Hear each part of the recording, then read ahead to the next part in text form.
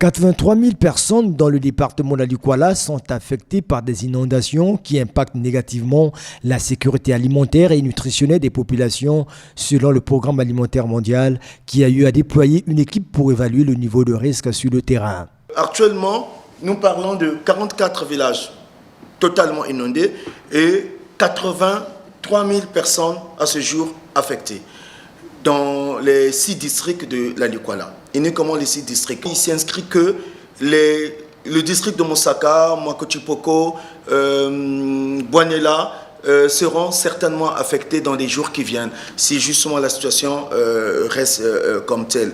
Donc nous parlons potentiellement de 100 000 personnes exposées dans les jours qui viennent. En réponse à l'état d'urgence déclaré par le gouvernement congolais le 3 novembre de cette année, le représentant du Programme alimentaire mondial a annoncé lors de ce déjeuner de presse l'assistance de son institution évaluée à 555 millions de francs CFA en faveur de 35 000 personnes affectées par ces inondations.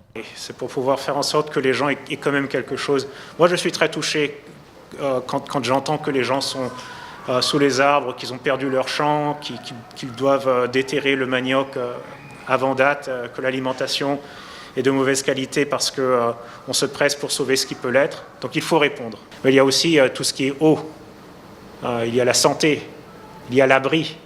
Les pluies continuent, les gens ont parfois perdu leur habitat. Et c'est cette problématique globale à laquelle il faut pouvoir répondre et effectivement, le gouvernement et les partenaires ont leur rôle à jouer. Cette assistance financière du PAM qui se fera à la fois en vivres et en transfert de fonds s'inscrit dans le cadre du démarrage des premières distributions d'urgence dans l'Alikwala.